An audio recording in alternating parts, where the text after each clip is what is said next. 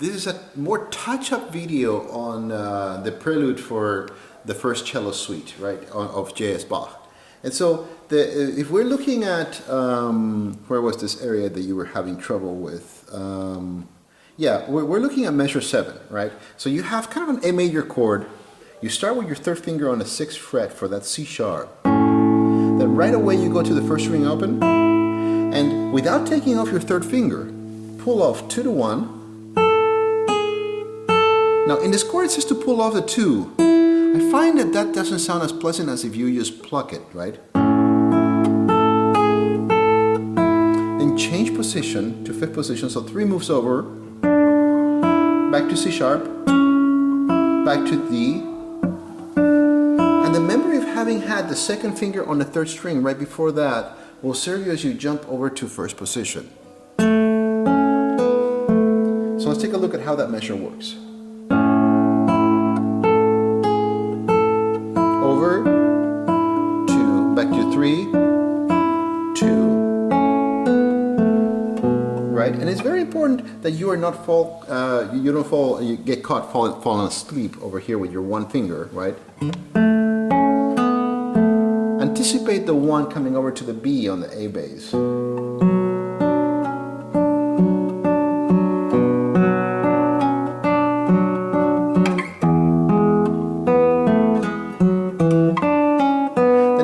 We have covered quite a bit. I mean, you have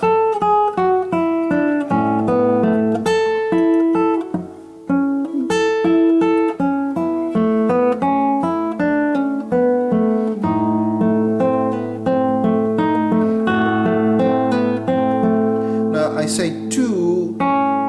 Why? Oh, why did I say?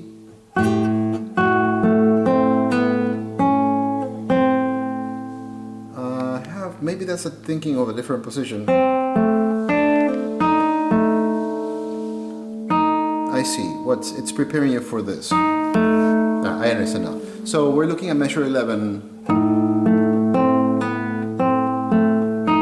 You have to reach out for the D sharp, and then you can change position here, or you can just try to stay in 2nd position, right? Or 3. Back to 4 and jump to 1 for that A, so that you're ready to bring your 4th finger over here.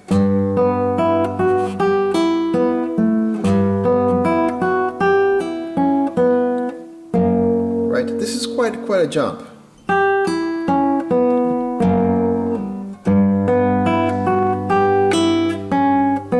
Then 3 and 2. 4 takes over the F sharp on the 4th string. Then you switch to 2, so you're ready to play 1 and 3. Now, in the score it says to use a bar. If you can avoid using a bar needlessly, I would do that, right? So you pull from 3 to 2.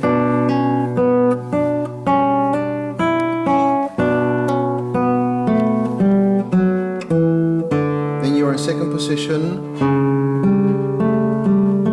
3 on the 5th string, 4 on the 4th, and 1 on the 3rd. I'm going kind of quickly over this because I saw that you already can do this part, right? So we're going to get to some details in just a sec. So this is measure 15.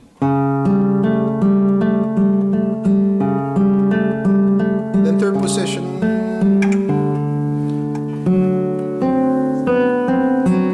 Now that B open is not as pleasant as if you were to do it on the G string.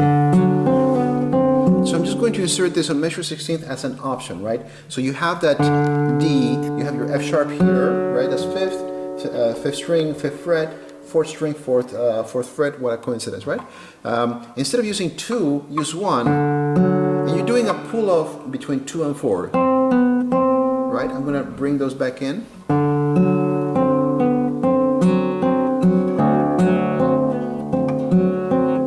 Definitely sounds more pleasant than. You're gonna have to really be quiet with that open B string, right? If you use that fingering.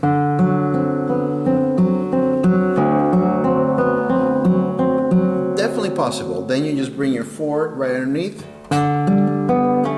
Another reason why it's probably best to just do that dance on the third string, right, in the earlier measure, because you're going to be doing this later, right? So why not earlier on, right? So if you go back to measure 16, so 3, 1 instead of 2, then pull up from 4 to 2, right? Change bass. 3 stays where it is, 4 comes underneath.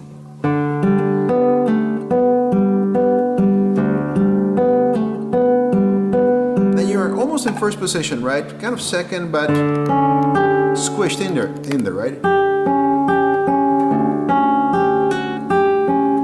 1 climbs up to the G string,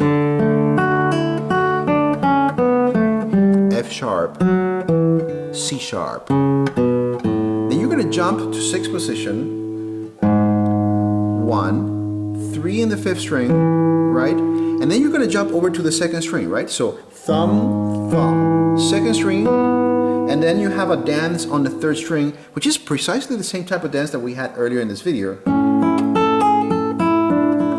right? So here, it's just that same C sharp to D, right? So he's reinforcing the D major tonality by doing that.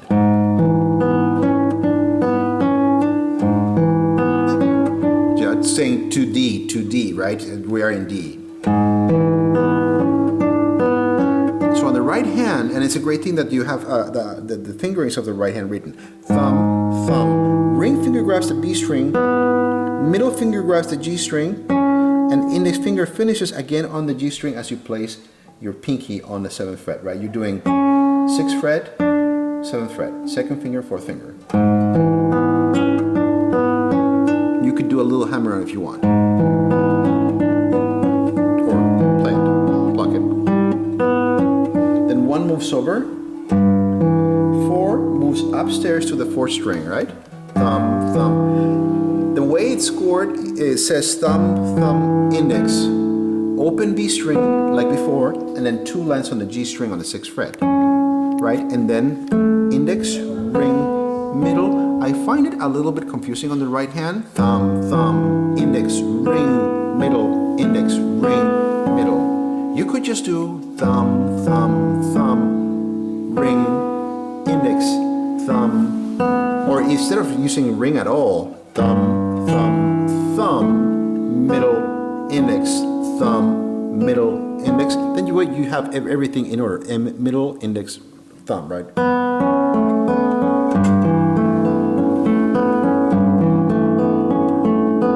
And then you actually do the kind of an A major with a G in the bass, right? So an inverted 7th chord. Then instead of a G natural like we have over here, you're going to get a G sharp over here on the 9th fret of the 2nd string, right? A little bit of an ouch stretch chord, right? Right. So don't hold that for too long. Right? What I do with my right hand is thumb, thumb, thumb, index, middle, ring. It's what we call a roll, right? You could do it with your thumb. That would be fine. The reason why we do rolls is sometimes you don't have a pause like that one, where your thumb can do that and you get out of position, right? Sometimes you just want to roll and be ready for action right away. Here you actually have a little bit of time. So you could get away with that. And then he just has you jump back to 2nd position.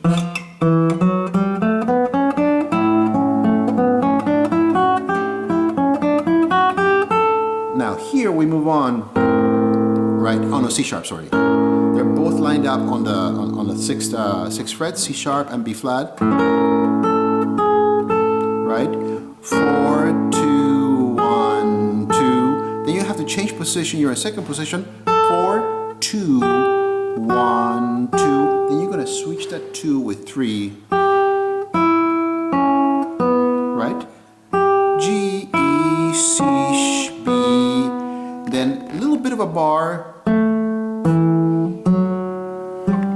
that you actually take off almost right away. So as you get to this, coming out of that chord, 2nd position, mini bar, Still in the mini bar. Slide the pinky over 1 fret, 3 half stacked over it. Switch 2 for 4. Switch 2 for 3. 1 1 3 open G. This is a flamenco bar, right? So when you actually are doing a bar, but you want to lift your bar over. So you're grabbing 2 strings with the index finger, the 4th string and the G, and then your second finger kind of stops the bar so you can have your E string ringing free, right? Right? And then pretty much a D major chord.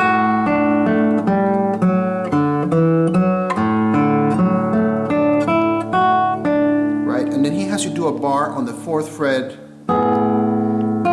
F natural, repeat that, and it's a little bit uncomfortable, but it's really worth it because of what's coming out.